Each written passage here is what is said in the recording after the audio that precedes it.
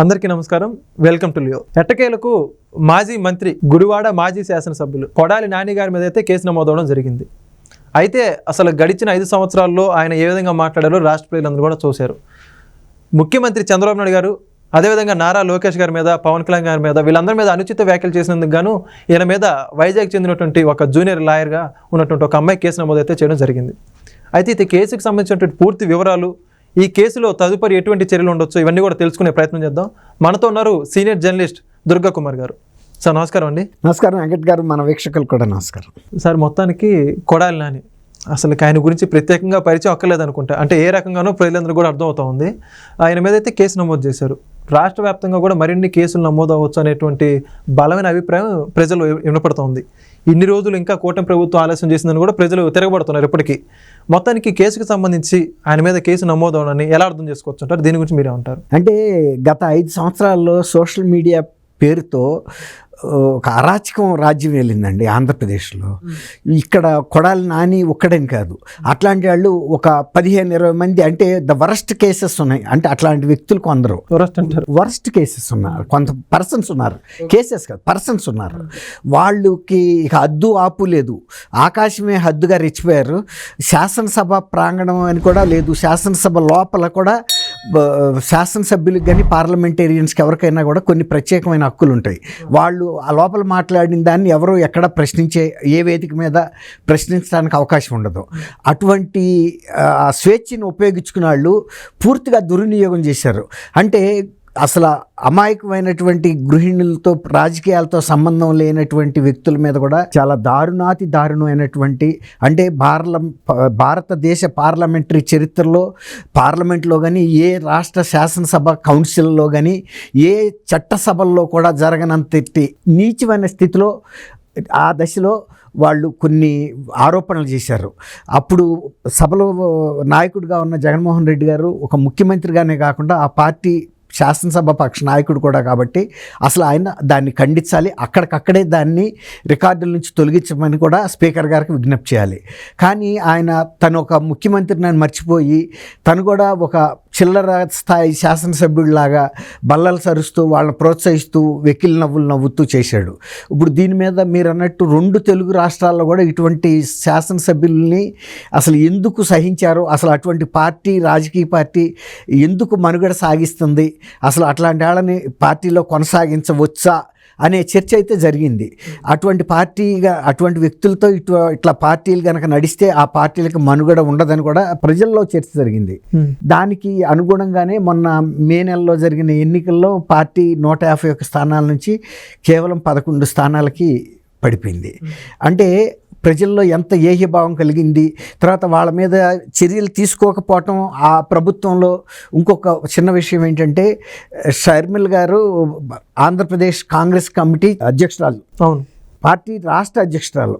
తర్వాత జగన్మోహన్ రెడ్డి గారు అప్పటి ముఖ్యమంత్రికి చెల్లెలు, తర్వాత మాజీ ముఖ్యమంత్రి రాజశేఖర్ రెడ్డి గారికి కూతురు. తర్వాత అంత పెద్ద మనిషి, అంటే అంత ఇంపార్టెన్స్ ఉన్న వ్యక్తి, వాళ్ళకి కడప జిల్లాలో ఎంతో పేరు ప్రతిష్టలు ఉన్నాయి. అట్లాగే డాక్టర్ సునీతారెడ్డి గారు, వీళ్ళిద్దరి మీద కూడా వరస్ట్ పోస్టింగులు పెడితే వర్ర రవీంద్రారెడ్డి వాళ్ళు అక్కడ పులివెందుల్లో కానీ, కడపలో కానీ, కడప జిల్లాలో కానీ ఎక్కడైనా పోలీస్ రిపోర్ట్ ఇవ్వడానికి ప్రయత్నిస్తే ఎవరు కూడా రిపోర్టు తీసుకోలేని పరిస్థితుల్లో వాళ్ళు హైదరాబాద్లో రిపోర్ట్ చేశారు. ఇప్పుడు మొన్న రిపోర్టు అక్కడ డిఐజీ గారి దృష్టికి ఇవన్నీ తీసుకెళ్తే ఆయన కూడా అన్నాడు, ఇది మనుషులు చేసే పనులు కాదు, రాక్షసులు చేస్తారు. అంటే మనం సభ్య సమాజం తలెత్తుకోలేని పరిస్థితి, చెప్పలేని మాట. ఇప్పుడు నేను 66 years, అటువంటి సంఘటనలు చెప్పాలంటే కూడా మాకు కూడా బాధేస్తుంది. అంటే ఒక సింపుల్ ఎగ్జాంపుల్గా ఒక చిన్న విషయం ఏంటంటే, ఇప్పుడు సపోజ్ రాజకీయాల్లో లేని వ్యక్తుల్ని, ఒక గౌరవనీయమైన కుటుంబాల్లో ఉన్న మహిళల్ని పోర్న్ స్టార్స్ బాడీస్ తీసుకొచ్చి వీళ్ళ ఫోటో ఫేసెస్ అతికిచ్చి వాళ్ళు యూట్యూబ్లో ప్రచారం చేశారంటే ఇక మీరు అర్థం చేసుకోండి ఇక ఎలాంటి అరాచకమైన పరిస్థితి ఉందో. కానీ ఆ రోజున బోరుగడ్డ అనిల్ కూడా ఆ రోజు చంద్రబాబు నాయుడు గారిని ముఖ్యమంత్రి అయిన తర్వాత కూడా తను మాట్లాడాడు, జగన్మోహన్ రెడ్డి కనుక నన్ను ఆదేశిస్తే నేను చంపేస్తానని లోకేష్ గారిని మాట్లాడాడు. కానీ ఆయన ప్రతిపక్షంలో, చంద్రబాబు నాయుడు గారు ప్రతిపక్షంలో, జగన్మోహన్ రెడ్డి ముఖ్యమంత్రిగా ఉన్నప్పుడు అన్నాడని అనుకుందాం. అసలు ముఖ్యమంత్రి ఇతరులను చంపటానికి ఆదేశాలు ఇవ్వటం ఏంటి? ముఖ్యమంత్రి ఉంది పరిపాలన చేయటానికా, లేకపోతే వ్యక్తుల్ని చంపటానికి ఆదేశాలు ఇవ్వటానికే? అంటే అతను ఆ మాట అంటున్నాడు అంటే అంతకు ముందు కూడా ఆ ముఖ్యమంత్రి నుంచి అతను ఏమైనా ఆదేశాలు తీసుకుని కొంతమందిని లేపేశాడు అనుకోవాలిగా. లేకపోతే అట్లాగే అదే ముఖ్యమంత్రి ఇంకా కొంతమందికి కూడా పర్మిషన్లు ఇచ్చి ఫలానాళ్ళు లేపమన్నాడు అనుకోవాలి కదా. ముఖ్యమంత్రులు ఉంది పర్మిషన్లు ఇవ్వటానికే, మనుషులు లేపటానికే? దాన్ని బట్టే మనకు అర్థమవుతుంది కదా. తర్వాత ఇంకోటి ఏంటంటే, అతను ఒక అంతకుడే అనుకుందాం, అంతకుడు ముఖ్యమంత్రి పేరు ఆడుకున్నప్పుడు పోలీసులు అతని మీద సుమోటోగా యాక్షన్ తీసుకోవాలి కదా. నువ్వేంటి ముఖ్యమంత్రి పేరు ఎందుకు ఆడతావు? నీకేదన్నా చంద్రబాబు నాయుడు గారితో తగాదా ఉంటే నువ్వెళ్ళి చంపుకో. దానికి ముఖ్యమంత్రి నన్ను ఆదేశిస్తే అంటే ముఖ్యమంత్రి ఏమైనా అంతకుడా అని కేసు పెట్టాలి కదా. మరి అప్పుడు 5 సంవత్సరాల పాటు అతని మీద కేసు పెట్టలేదు కదా. అలాగే ఇప్పుడు మీరు చెప్పి కొడాలి నాని, తర్వాత వంశీ, తర్వాత ఇంకొక వ్యక్తి కూడా ముగ్గురు ఉన్నారు, వీళ్ళు త్రిమూర్తులు. వాళ్ళు ఎవరిని కూడా ఏమీ చేయలేదు కదా. అట్లాగే అది ఆయనండి అక్కడ నాని, మచిలీపట్నం పేరు నాని. అట్లాగే ఇప్పుడు శ్రీరెడ్డి ఎంత బూతులు మాట్లాడుతూ పెట్టిందండి. తర్వాత ఆమె జగన్మోహన్ రెడ్డిని నాకు శాలరీలు ఇవ్వలేదు, నాకు శాలరీలు ఇప్పించండి, ఇప్పుడు రాక ఇచ్చారు, నేను ఏదో మెయింటైన్ అయ్యాను, ఇప్పుడు నేను మెయింటైన్ అవ్వలేకపోతున్నా అని అమ్మాయికి డైరెక్ట్గా చెప్పింది కదా. అంటే మీరు డబ్బులు ఇచ్చి ఇలాంటి కిరాయి వ్యక్తులతో ఇతరులని బూతులు తిట్టించారనేది అర్థమవుతుంది కదా. తర్వాత వర్రా రవీందర్ రెడ్డి విజయం గారి మీద కూడా పెట్టాడు కదా. అప్పుడైనా ఈయన నా కుటుంబ సభ్యుల మీద పెట్టినప్పుడన్నా పోలీసులు చర్య తీసుకోమని అడగాలి కదా. 5 సంవత్సరాల పాటు వీళ్ళందరినీ అచ్చోసిన ఆబోతుల్లాగా వదిలేస్తే ఇప్పుడు ప్రజలందరిలోనూ ఆ వేదన ఉంది. ఎందుకు వీళ్ళ మీద చర్య తీసుకోవట్లేదు అనేది మీరు అన్నట్టు ఉంది. ఇప్పుడు ఆ అమ్మాయి అంజనా ప్రియ అని ఒక ఆంధ్ర యూనివర్సిటీ లా స్టూడెంట్, ఆ అమ్మాయి పెడితే అక్కడ రమణయ్య గారిని సిఐ దృష్టికి వెళ్ళింది. ఆయన కూడా మేము దీని మీద చర్యలు తీసుకుంటాము, ఆ అమ్మాయి సమర్పించినటువంటి మొత్తం రుజువులన్నీ మేము పరిశీలించాము, ప్రైమా ఫేసి కేసు ఉందని చెప్పారు. అసలు ఎవరు బోరుగడ్డ అనిల్ని అరెస్ట్ చేస్తే కూడా కొంతమంది వైఎస్ఆర్సీపీ నాయకులు, ముఖ్యమంత్రి కూడా బాధపడుతున్నాడు, అనవసరంగా అరెస్టులు చేశారు మా వాళ్ళని. ఆయన చెప్పగలడా? బోరుగడ్డ అనిల్ కానీ వీళ్ళందరూ మాట్లాడిన మాటలు అన్నీ రికార్డెడ్గా ఉన్నాయి కదా. గతంలో అంటే మేము కొత్తలో జర్నలిజంలోకి వచ్చిన 79లో ఇలాంటి విజువల్ ప్రూఫ్స్ ఉండే కాదు వెంకట్ గారు. ఉడికి మేము రాసినయే ప్రూఫ్స్, కానీ వాళ్ళు కూడా ఎవరైనా ఏదైనా మాట మాట్లాడితే దానికి కట్టుబడేవాళ్ళు తప్ప నేను మాట్లాడలేదనేవాళ్ళు కాదు. ఇప్పుడు ఇన్ని విజువల్స్ ఉన్నా కూడా మొన్న అంబటి రాంబాబు గారు ఏమంటున్నాడు, లోకేష్ బాబు గారిని మీరు రుజువులు చూపిస్తే నేను క్షమాపణ చెబుతాను. నువ్వు క్షమాపణ చెప్పేది ఏంటి? ఎవడైతే మాట్లాడాడో ఆ వ్యక్తే తర్వాత 2-3 రోజుల్లో సభలో ఒప్పుకున్నాడు అవును మాట్లాడిన మాట వాస్తవేనని. దానికి అప్పుడే ఆయన స్పందించాలి, కానీ ఇప్పుడు వచ్చి స్పందిస్తే సమాజంలోంచి లేచి వచ్చాడు ఈయన ఏమన్నా. ఇప్పుడు సభ్య సమాజంలోనూ అదే సభలో ఉన్నప్పుడు అప్పుడే స్పందించాలి. ఎప్పుడో అయిపోయిన దాని గురించి సామెత చెప్పినట్టు జస్టిస్ డిలేడ్ ఈజ్ డినైడ్ అని. ఇప్పుడు ఆ సకాలంలో అందరి న్యాయం తర్వాత చెప్పినా ఉపయోగం లేదు. ఇప్పుడు ఆల్రెడీ ప్రజలే ఒక తీర్పు చెప్పేశారు, ప్రజలే జోక్యం చేసుకున్నారు.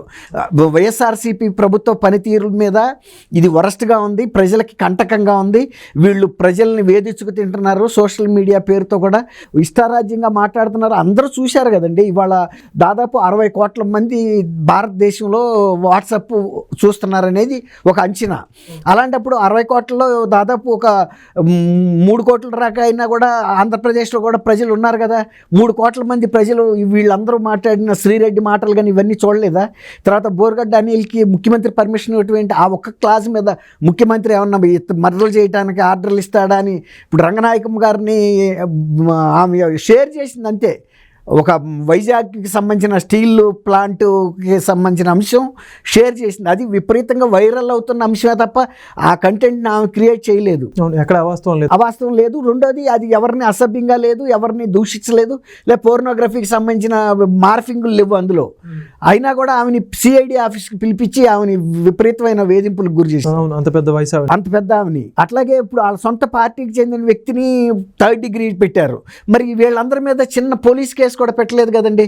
ఇప్పుడు వచ్చి పోలీసు దగ్గరికి ఎవరైనా బాధితులు చెప్పుకుంటే అది దానికోసం వాళ్ళు పిలిపించటమో లేకపోతే అరెస్ట్ చేయటమో చేస్తే సోషల్ మీడియా వాళ్ళ పేరు మీద మూకుమ్మడి అరెస్టులు చేస్తున్నారన్నారు.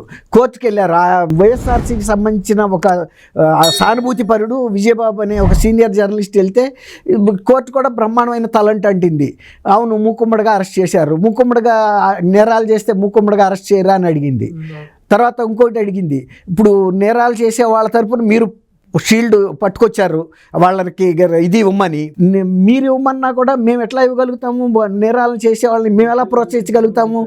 పోలీసులకి మేము ఒక బ్లాంకెట్ ఆర్డర్ ఎలా ఇవ్వగలుగుతాము? పోలీసులు ఉన్నది నేరస్తుల్ని అరెస్ట్ చేయడానికి, నేరాలను అరికట్టడానికి. నేరస్తులను అరెస్ట్ చేయొద్దు కానీ నేరాలను అరికట్టొద్దు కానీ న్యాయస్థానం చెప్పగలుగుతుందా? అడగటానికి కూడా ఒక అర్థం ఉండాలి కదా. నువ్వంటే నువ్వు దేనికైనా సిద్ధమే. ఇప్పుడు అదే కనుక వ్యక్తులు విజయబాబు గారి పిల్లల మీదతో లేకపోతే జగన్మోహన్ రెడ్డి గారి పిల్లల మీద అదే విషయం పవన్ కళ్యాణ్ గారి కూతుర్ని ఏమైతే మాట్లాడారో మాట్లాడితే అది వెళ్ళి వాళ్ళు అడగగలుగుతారా కోర్టులో? తర్వాత అరెస్ట్ చేస్తే మా పిల్లల మీద అంటే అన్నాడు వాళ్ళని అరెస్ట్ చేయొద్దని చెప్పగలుగుతామా? చెప్పలేం కదండి. ఇప్పుడు మనకొక న్యాయం వాళ్ళకొక న్యాయం ఉండొద్దు కదా. ఇప్పుడు వెళ్ళే వాళ్ళకి కూడా కొంత నైతికత ఉండాలి. ఊరికే అవకాశం ఉంది కదా అని కోర్టుల దగ్గరికి వెళ్ళిపోకూడదు. అవతల వ్యక్తి ఇప్పుడు మీరు అన్నారు కొడాలి నాని గురించి రాష్ట్రం అంతా ఎదురు చూస్తుందని. రాష్ట్రమే కాదు తెలంగాణలో ప్రజలు కూడా ఇట్లాంటి సంఘ వ్యతిరేక శక్తులను అరెస్ట్ చేయమని శిక్షించమని చెప్తారు. ఎక్కడైనా అదే న్యాయం ఉంటుందండి. యూనివర్సల్గా ఒకటే న్యాయం ఉంటుంది. మర్డర్ చేసిన వాడిని ఎవరినైనా శిక్షించమంటారు కానీ వదిలేయమని అనరు. అదే ఎవరో తండ్రిని అరెస్ట్ చేసి చంపితేనేమో ఆయన వదలమంటామా? మన తండ్రిని చంపితే ఆ మాట మాట్లాడగలుగుతామా? ఊరేమంటాం కదా. అట్లా వీళ్ళు ఏంటంటే ఏ సమయానికి ఆ సమయం మాట్లాడుతున్నారు కానీ అది కరెక్ట్ కాదు. ఇప్పుడు 5 ఏళ్ల క్రితమే కనుక బోర్గడ్డ అనిల్ని అరెస్ట్ చేస్తే ఇవాళ ఈ ప్రభుత్వానికి పని ఏముంది అరెస్ట్ చేయాల్సిన పని? అందులోనూ అతను ఆ రకంగా మనుషుల్ని చంపుతానని బహిరంగంగా లేకపోతే మనుషుల్ని రేప్ చేస్తానని ఎవరినైనా లేపుతానని మాట్లాడుతున్నప్పుడు ఆ రోజు పోలీస్ శాఖ లేదా? ప్రభుత్వం లేదా? ఎందుకు వీళ్ళు చర్య తీసుకోలేదు? ఇవాళే చర్య తీసుకుంటున్నప్పుడు ఈ చర్య కూడా తీసుకోవద్దని ఎట్లా మాట్లాడగలుగుతారు? ఇప్పుడు న్యాయస్థానం కూడా ఎంత చక్కటి ప్రశ్నలు వేసింది చేసినప్పుడు విజయబాబు గారు లాయర్ కూడా ఏమన్నా చెప్పగలిగాడా? ఆయన లాయరే కాదండి, ఎవరో చెప్పలేము. తర్వాత ఇంకోటి అడిగారు వాళ్ళు, మేము న్యాయమూర్తులు మా కుటుంబాల మీద కూడా పెట్టినప్పుడు మేము బాధితులమే కదా అని. అందులో ఇప్పుడు విజయసాయి రెడ్డి గారు ఒక రాజ్యసభ మెంబర్గా ఉండి బహిరంగంగా చెప్పాడు. మరి ఆ రోజున విజయబాబు గారు ఖండించాలి కదా. ఇప్పుడు విజయబాబు గారు ఏమో ఆ పార్టీలో సభ్యుడు కాదు, వాళ్ళ మోచేతి నీళ్ళు తాగట్లేదు. ఆ రోజు ఆయన ఖండించి ఉండాల్సింది. విజయసాయి రెడ్డి మాట్లాడిన మాట తప్పు. న్యాయమూర్తుల మీద అసభ్యమైన పోస్టులు, బెదిరింపుల పోస్టులు పెట్టించడం అనేది న్యాయ వ్యవస్థను దాడి చేయడానికి మీరెవరో, మీరు ఒక చట్ట సభ్యుడిగా ఉండి ఆ మాట మాట్లాడవచ్చు అని కూడా విజయబాబు అడగొచ్చు. విజయబాబుకి ఆ నైతిక ధైర్యం ఉంది. ఆంధ్రప్రభకు ఎడిటర్గా పనిచేశాడు, నాకు కూడా తెలుసు ఆయన. మరి అట్లాంటప్పుడు నాకు కూడా తెలుసు. ఇప్పుడు అలాంటి ఇప్పుడు నాగేంద్ర ప్రొఫెసర్ నాగేశ్వర్ లాగా అవ్వద్దు కదా ఆయన కూడా. ప్రొఫెసర్ నాగేశ్వర్ ఒకప్పుడు పుల్లాగా బతికాడు. ఇప్పుడు ప్రొఫెసర్ నాగేశ్వర్ కూడా ఒక పిల్లాగా అయిపోయి రాజకీయంగా ఎవరికి ఎట్లా లబ్ధి చేకూర్చాలన్నట్టు మాట్లాడుతున్నాడు. ఇవాళ ఆయన ఎమ్మెల్సీగా పోటీ చేసినా కూడా గెలిచే నైతికత లేదు. ఆ రోజు గెలిచాడు ఎందుకంటే కొన్ని సిద్ధాంతాలకు నిబద్ధతకి కట్టుబడ్డాడు. అట్లాగే ఇప్పుడు మీరు అన్నట్టు ఇటువంటి వాళ్ళ మీద దాదాపు ఇప్పుడు 5 సంవత్సరాల్లో జైలు శిక్ష పడే అంత 5 సంవత్సరాల నుంచి లైఫ్ కూడా పడవచ్చు. ఏది ఇటువంటి అసభ్య పోస్టింగులు పెట్టి అసభ్య మాటలు మాట్లాడితే 5 లక్షల జరిమానా కూడా వేయొచ్చు. అటువంటి చట్టాలు ఇవాళ ఉన్నాయి కాబట్టి వీళ్ళని ఖచ్చితంగా చర్య తీసుకుంటారండి. ఇప్పుడు వీళ్ళ మీద మీరు అన్నారు ఇవాళ అమ్మాయి అంజనీ ప్రియ ఇచ్చింది, ఇంకా చాలామంది బాధితులు ఉన్నారు. వీళ్ళ నోటి దురుసు మూలన ఇబ్బందులు పడుతున్నాళ్ళు. వాళ్ళందరూ కూడా బయటకు వస్తారు. విజయబాబు గారు లాంటి వాళ్ళు కూడా ఇటువంటి అంశం మీద ఆయన కూడా ఖండించాలి బయటకు వచ్చి. సోషల్ మీడియా పేరుతో అసభ్యంగా దాడులు చేసి వ్యక్తిత్వ అన్నానికి పాల్పడిన ఎవడైనా సరే, అది ఏ పార్టీ అయినా అవ్వచ్చు, అతను జర్నలిస్ట్ కూడా అవ్వచ్చు. రియల్ జర్నలిస్ట్ అయితే అట్లాంటి పనులు చేయరు. ఒకవేళ చేస్తే వాడైనా కూడా ఈ డిజర్వ్స్ పనిష్మెంట్ అంతే. మిగిలిన మా కమ్యూనిటీ లేకపోతే ఫ్రెటర్నిటీ అంతా ఎందుకు బదనాం అవ్వాలండి? అది నేను నా సోదరుడు విజయబాబు గారికి కూడా విజ్ఞప్తి చేస్తున్నా. ఇట్లాంటి వాటిలో ఆయన కోర్టుకు వెళ్ళడం వల్ల చాలా వ్యక్తిగతంగా ఆయన కూడా బదనాం అయ్యాడు. ఇప్పుడు మనం నేరస్తుల తరపున ఇప్పుడు దొంగలకు సద్దులు మోసే పని మనం చేయొద్దు. జర్నలిస్టులుగా ఏమన్నా మంచి పని చేసినాడికి సమర్థిద్దాం. అది ఖచ్చితంగా సార్ చూద్దాం. ఇప్పటికీ ఆయన మీద కూడా కేసు నమోదవడం జరిగింది. రానున్న రోజులు ఆయన మీద ఏమో చర్యలు తీసుకుంటారో తెలుసుకుందాం. థ్యాంక్ యూ, ధన్యవాదాలు. థ్యాంక్ యూ వెంకట్ గారు. మన వీక్షకులకు కూడా నమస్కారం. Please subscribe to Leo news for more videos.